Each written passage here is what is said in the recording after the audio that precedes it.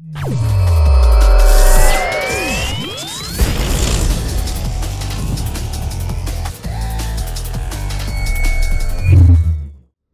guys, and welcome to a new video. So today I want to show you my cast on crit Cospri'S, Lycosidare, Double Frost Nova, Frostbolt, something Assassin, and this character is kinda busted because it's super strong and I'm blown away actually for what kind of gear I have and what kind of DPS I can actually pull out of that one.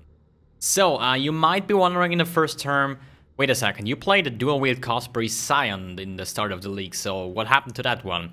So there's actually one single Ascendancy point that changed my mind about the Scion. And this is actually from our Assassin. It's the Ambush and Assassinate. Holy shit. Okay, so why? So here it says 100% more critical strike chance against enemies that are on full life and low life. So as soon as you touch or charge into the first mob group, or at least touch an enemy, you're gonna crit, right? Because you have a shitload of crit and you have like 100% more critical strike chance against full life. So what happens is, whatever you do, you're gonna crit, right? And you wanna crit for DPS output. The problem on my Scion was that that you don't have this Ascendancy here. You have a lot of base crit, but the problem was that sometimes I cycloned into a mob group and I just died because I didn't crit, right? So you don't crit, you don't proc your casts, right? So you don't do damage, you don't leech, and you die. Pretty much that, right? So this is the major reason why I switched from the Scion to the Assassin. But without further ado, I'm going to run a map so you can see how this actually looks like. And we probably gonna run, any of these, Elder Underground Sea, that's a tier 16 map, right? So, if you want to see how this build is on Guardians, Elder Guardians, Uberatir, and that kind of stuff, I uploaded a video like 2 days ago. Link is given in the description below, so you can check that out. It's like a DPS showcase encounter, or at least like, end game viable stuff. Like just a show reel, right? What this character can pull off. Like killing Guardians in a couple of seconds and stuff. But this is actually the regular mapping, right? So we're gonna see what we're gonna find here. So as you see, you're gonna crit, you're gonna proc your stuff, and you're gonna do a shitload of damage. And the damage is just like, in my opinion, a little bit too much for what it actually costs, right? Because what do you need? You probably need the Lycosidare for the hit chance and, yeah, a Cospri'S.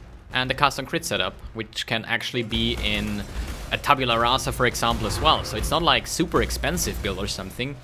I did spend quite some currency into this build already. Sana. I'm actually not even interested at the moment. We are just running a map, Sana. What the hell? And yeah, basically, there was not a single encounter in this game that gave me big troubles, right? Because you do so much DPS that you actually skip phases on certain bosses, right? So, for example, Carcass, the big dude, or is it a girl, I don't know, that actually disappears in his blood cloud. You're just gonna kill him before he even goes to his blood cloud, so that's actually quite funny. So, let's see here, we have some Syndicate members on tier 16. As I said, the damage is just too much, I don't know. It was actually 4, holy shit. Oh, and the Phoenix map, and... Wait a second, we have a safe house, right? Oh no. We could probably run this one, if you guys want to see that one. That could actually be interesting. Because here it's just a tier 16 map, right? We could actually kill the boss quick, and then we actually can run the safe house. So let's activate this one. We have a twin boss here, and it's that. Let's wait for the next phase. And it's that. Okay, we have 2 more uniques here. Great. Let's just skip the map because this should be enough for a showcase. And let's check what we get into here. Show investigation. We have catalog unique maps. Okay. Let's just throw maps, let's just throw everything into here. And let's run a safe house. This should be 83, I think. Yeah, it is 83, so that's actually the hardest it can get on the safe house. I think he's level 3, so we should actually have the full safe house, which is actually pretty good. And let's hope that we get finally something useful out of this safe houses, because I can't remember that I ever got something good out of it. It's actually pretty sad because my guildmates post every day how many exalts they get out of this safe house and stuff, and I never get something, which is actually pretty sad, but I guess that's just my bad RNG. Maybe something like that. So, quick, how does this build work? So, you're gonna crit, as I said, right? And you have a custom crit setup that is actually procced with our skill, which is Cyclone in this case. You can also run anything like Blade Flurry or something like that, and then you start using your big damage Ice Nova, and then you have another Ice Nova on your Cospri'S, also with Frostbolt. These are the black holes, the shaper ones that you see over here. And yeah, as soon as you crit, you do like a shitload of damage, and all of our damage is actually cold damage, so try to get the max of cold penetration you can actually get. But in the end, I don't really think you need the high DPS one, right? There is a lot of penetration and cold damage that I skipped on the tree just to get some more survivability in. Because we have so much damage. I mean, what do you need? Like, if you're one-shotting Guardians or like take 3 seconds, I mean, who cares? So let's see. That. Oh, Haku. Holy shit, that was like super hard. Holy moly, that was hard. Okay, we got 4 safe houses. So you see, the damage is so ridiculous for my current gear state. So we have crafting swap, a divination card with a random run. Holy, what is this? Okay, let's see. I never had that one. A divination card for any random. So we're just gonna take divination card, all fertile mind. Whatever. Let's get a doctor card or something. Please, something with value, please. 20 orb of fusing, so that's a little bit better than the other one, but yeah. Not so great either. So, what is here? Safe house dash. That's some sextants. That's fine. What is here? Transform a non-unique amulet into a tier 3 talisman. A non-unique amulet. Here, take this one. Chance to gain frenzy charge on kill. Okay, this is bad. It's corrupted. It's a talisman. That could have been fun. I don't know. Or maybe I'm doing something wrong, I don't know. So, let's see what the last room has to offer. Probably nothing, as I'm used to it. Bone Crypt map and Necropolis. Why no Perandos Manor map? Come on. This game is just so mean to me, I don't know. Anyways, let's go through the items and gems and skill tree and that stuff, so you see how what I have in this built into this character, right? So, first thing, obviously, Cospri'S Malice, socketed with Frostbolt, the Ice Nova, and Cold Penetration. Yeah, as I said, as soon as you start critting, you're gonna activate the spells, and yeah. Nothing more to add here, right? On our offhand, this is the second, like, base unique, I would say, with Shield Charge, Fortify, and Faster Attacks. This actually has the good stat, your hits cannot be evaded. So you have 100% hit chance. And on a crit character, this is like essentially, right? So if you check here on our Cyclone, which actually procs our stuff, right? If we unequip the shield, we have 71% chance to hit. So that means in 4 attacks, 1 will miss, right? And this is a 1 less crit probably, right? So that's why this unique is actually so strong in combination with a Cospri'S or a cast on crit setup and stuff, because you have 100% hit chance. And with all the crit coming from the assassin and the skill tree and so on, that's like a shitload of DPS, trust me on that one. Okay, this is basically, those are the 2 uniques you want to have. And the build will work, right? So, what did I choose next? A Law Weave. This is the worst Law Weave I've ever had. I tried to corrupt it basically on the Corruption Chamber, on the table, but actually it got socketed projectile gems. So, yeah. I actually wanted to destroy it, because this is the Law Weave that took more than 9,687 fusings or something to freaking link. So I probably invest like 40 exalts into this Law Weave, so I would just be happy if it would break, but it didn't, so screw that. So we have an activating skill, which is Cyclone in this case. You can take like Blade Flurry or something like that, just with a high attack ratio, maybe Flicker Strike or anything else, like whatever. That goes with a custom crit, obviously, to proc our Ice Nova. And the Ice Nova goes with Conk effect, increased crit, and Hypothermia support. If you have a 4 link or 5 link or something like that, you probably can skip Hypothermia and Conk. If you have a 5 link, then take in Hypothermia, I guess. Then you take in Conk, and you're fine. Increased crit would be great for us, because it is for a Cyclone, right, to have more crit. So, for the helmet, I choose to go with the Devotos, but this is only one reason, because I got the increased Ice Nova damage enchant on it. And I bought this for like 2 Exalts. They should go for about 5 Exalts now. Let me check that quickly, because they raise up in price pretty quickly. So let's see, 5 Exalts, there's only one in, so what you want to have, at least you... As I said, you can use whatever you want. You can use Light Poacher, you can use a Commandment of the Pit, you can use, I don't know, like, you need a Cospri'S and a Lycosidea. And that's it. Go with a Tabula Rasa if needed or something, if you don't have the currency, right? But it will work, and this build does a shitload of damage for what it costs, right? So, back to the Devotos. Movement speed is fine, because we're cycloning, right? But if you get like a Zirconias with this enchant, and if you cannot afford the enchant, then get... I don't know, a rare helmet with life and resistance, and maybe you can craft the Delph mod with minus 9% of enemies' cold resistance, which is a lot of DPS again, right? So I don't know the exact Delph thing, what's the name of it, but it's a cold one, right? If you mix that one with life and you go with a rare base, then yeah, that's great. I would like to have that as well, but I just can't afford it because I actually have... Great, 1 freaking Exalt on my stash, that's great. So, let's keep on going. We have a cast on damage taking set up here with level 1, and level 3 Immortal Call, and level 10 Frost Bomb. So, when we get hit, we cast a Frost Bomb. And Frost Bomb actually just gives the enemy minus cold resistance, which is pretty good, because then we do even more damage.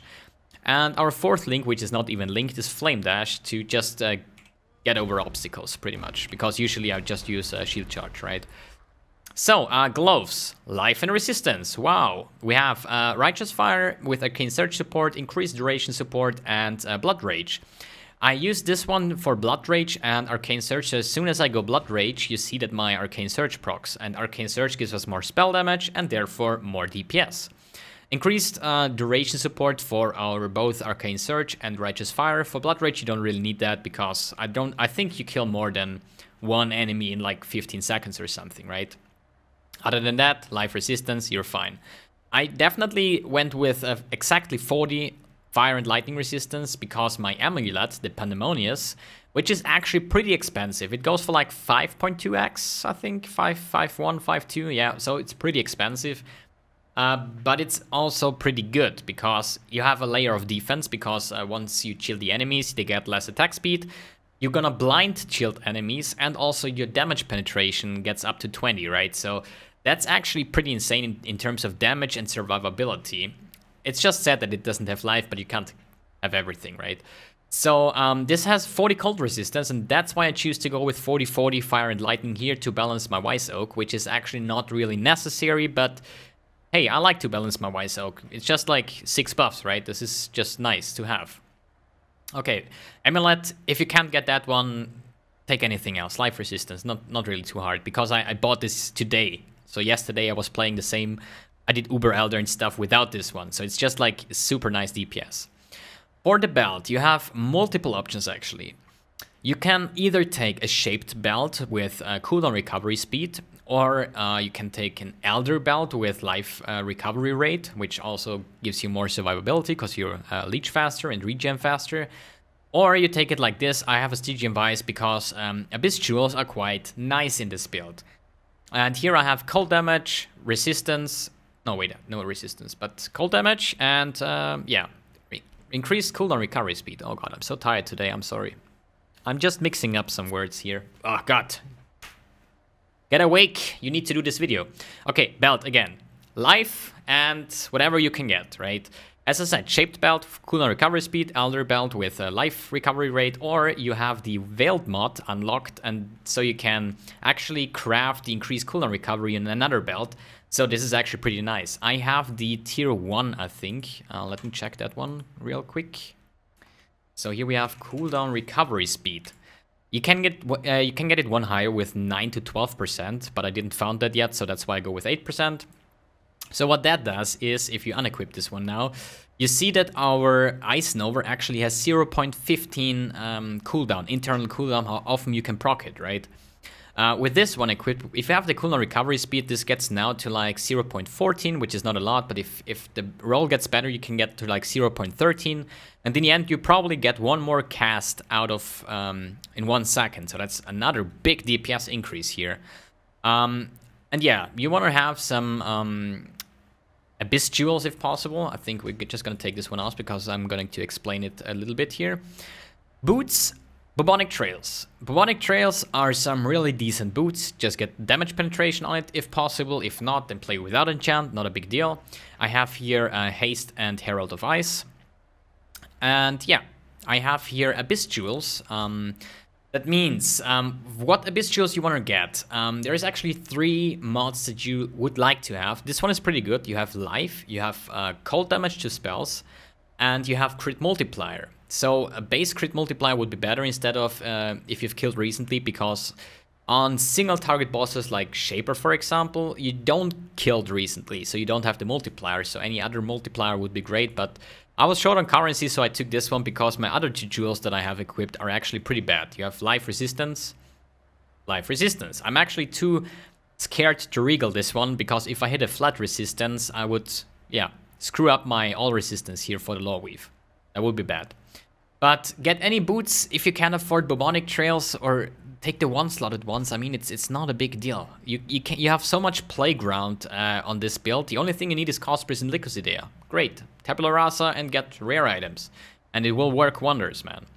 So, for the rings, I have here a diamond ring with Warlord's Mark on hit. This is actually giving us the leech that we want to have, or at least that we need to survive, right?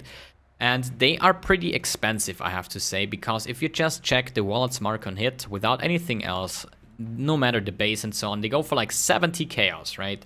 So that's quite a lot. So what I did is I just bought an Elder base and spammed some alterations on it. Then I throw just the normal crafting progress with an Orb of Augmentation, then a Regal Orb, and then craft something on it. And that's how I got this shitty, yeah, diamond ring. But hey, I got my Warlord's Mark on hit, and this is, yeah, helping me survive, so that's good. Therefore, in the other hand, we have the Mark of the Shaper, which gives us increased spell damage if our other item is an Elder item. And look at this, it's an Elder item. mbXtreme approves. So we are a spell damage based build, so the Mark of the Shaper gives us 80 or up to 80% spell damage. They are pretty expensive as well. I think like 68 chaos or something. 69, 70. Oh, good price reaction here. So you could buy the cheapest one and throw like 1 or 2 divines and try to get like 75%-ish or something. And if you can't afford then get the cheapest one and you would be fine, basically. Alright, I think we are done with the gear. Let's talk about the flasks, where I also made mistakes. I have here an instant life flask, which is actually good for all those holy shit moments, or if you activate your Val Righteous Fire, you lose some life, right? So you can get back up instantly here. Here I have Curse Immunity, but is basically stupid because I'm actually on full life all the time, or the most of the time, so it's better to have like Freeze or Bleed Immunity on your life flask and the Curse Immunity on the other flask, because this will actually have a full duration, and the other one is just like, they have no duration as long as you're in full life, right? So that's bad. Otherwise, we have a Diamond Flask, a Sulfur Flask, the Wise Oak, and a Quicksilver Flask. What I want to have is Curse Immunity, Bleed Immunity, and Freeze Immunity. This is actually those 3 you want to have. The Quicksilver could have even more movement speed, and the Wise Oak, pretty usual. If you can balance your resistance, that's fine. If not, then just try to get your cold resistance to be the highest one, so you actually get the damage penetration out of it, right? So it's not really necessary to balance it. If you like it like I do, then just balance it. If not, then yeah, try to get your cold resistance as the highest. So for the skill tree, Ascendancy points, we have Ambush and Assassinate as the most important one. Then I would get probably the Unstable Infusion, then the Deadly Infusion, and this last, the Opportunistic for more movement speed. And also this Opportunistic makes us so we can actually run Reflect maps. So Physical Reflect is not a problem because we actually do, yeah, 18 to 71 physical damage from my current gear setup, so that's nothing. So we don't really get damage from that. But since we are critting all the time, right, It says damage from critical strikes cannot be reflected. So with this Ascendancy point, you can actually run elemental reflect maps, which is pretty nice. So you can also go like ambush as first, then this as second, third, and fourth. So not a big deal. So in terms of skill tree, the paste bin is in the description below. Basically, it's just like the crit, life, all resistance, like power charge, face acrobatics, multiplier, life, jewel slot. What do you have here? Multiplier, life, power charge, life. As I said, it's like not really too fancy. Jewels, we run a double frozen trail, so our Frostbolt will actually have 5 projectiles instead of 1 projectile, right? So we run 2 of those. Then I have a haste, Watch's Eye Jewel. Well, so I have phasing as soon as I have haste. That's why I'm actually super invisible here. Like, look at this, I'm not invisible anymore. Feels bad.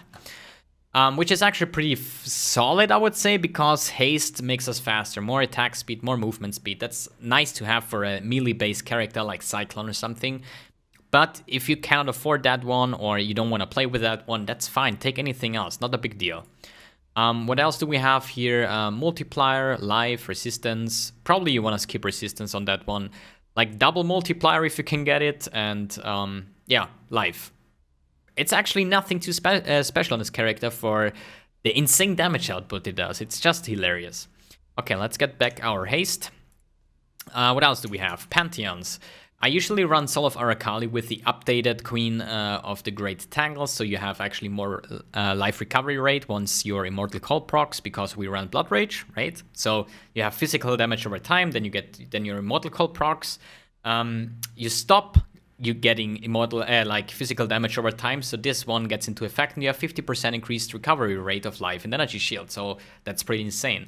And then I swap between Soul of Yugul and Soul of Shakari. Yugul would be the one that I use for Uber Elder, just for the reduced cold damage taking, and Shakari is the one that I run with the upgraded one with the immune to poison, just because of Tora. And everybody who engaged Tora as a Syndicate member knows how fast you can actually die, because she does a lot of poison damage, right? So a lot of chaos damage as well, but her poison damage will probably kill you, so this one is pretty nice to have while you're mapping. So for the bandits, we killed passives. We killed, no, we helped Elira. Like, this is something I usually do. If I have a crit multi-character like this one, I help Elira for the all resistance and the crit multiplier. But on all the other characters what are not crit, I usually kill all, right? So on this one, take Elira, that's great. Okay, we went over the gear, the gems, the flasks, the skill tree, the jewels, abyss jewels, and the pantheons, and the bandits. So what is missing? Cosmetics, great. So let's deactivate this one again, so before people ask. We have the Celestial Hood with the red glowing eyes, the Infernal Wings Kitava body armor with gloves and boots, the Ultimate Chaos Shield with Infernal Wings, Seraph Sword with the Forged Weapon effect, the Arcane Character effect, Demon King Portal effect, and now to the fancy stuff, double Arctic Ice Nova for both of our Ice Novas. We have the Dark Cyclone effect, the Black Hole Frostbolt, then we have the Demonic Shield Charge, that's the red one here, Dragon Flame Dash. I don't know where I got this one. I think from mystery boxes or something. Frostbomb doesn't have something. Dark Immortal Call, Celestial Righteous Fire, that's the Shaper one. Blood Rage doesn't have anything. The Betrayal Aura effect and the Celestial Herald effect. So the Betrayal Aura effect you get with 25 challenges, I think. So if you activate this one, you see this beautiful circle. Looks actually pretty cool. I usually run the other one, which was, I think, this bubble thing here, Force Field, because that looks actually pretty funny with the Arctic here and the facing and so on. You look like a freaking superhero. That's actually pretty cool. All right, enough talking, enough talking, enough talking. So, before people are wondering and join the stream maybe tomorrow or something, and they're like, hey, wait a second, didn't you, like, play in custom crit character? Like, usually there are 2 steps when I play a build, right? I start to level the build, I make a build guide video, or at least a build information video where I tell you guys what I'm up to, right? And like a low tier map, maybe not the expensive gear, like I want to progress through a build, right? And like 2 or 3 days later, I bring the update video, so Uber Elder kill Guardians and that kind of stuff, so I can show that the build is actually endgame viable, like this one. Then I show you my final result in the gem setup, enchants, and all that kind of stuff. And as soon as the second video is uploaded, like if you're watching this one, I probably sold all the gear from this character already, because for me the character is done. I've done everything. I've done Uber-Etzira, I've done Uber Elder, Shaper, what else did I do? Like I'm pushing Delve, I did the, what's it called? The bestiary bosses. I've done like every single content, even a Val Temple map, and I just see that I can spawn Uber Elder as well. So I think before selling the gear, I could do Uber Elder again. No fragments. Holy shit, that's bad. Anyway, so as I said, like if you're watching this video, I will sell this character right now because I have plans for next character. I'm just not a player that plays one build throughout the whole league. That's boring. So I want to create a character, I want to do some stuff with it, like Uberella and stuff, and then as soon as this is done, I can make a build guide and go to the next character. I'm just not sure what kind of character I will play now. Maybe a Juggernaut or something, because I haven't played a Juggernaut this season yet, so we're gonna see, we're gonna find out in a couple of days, I think. So, hope you guys enjoyed this build guide, I hope you learned something, I hope you found a pretty cool character to play with. For me, it's just a pretty awesome project. It's insanely strong and yeah, made a lot of fun. I did everything and yeah, pretty great actually. So thanks for tuning in, thanks for watching, and I need air. See you in the next video.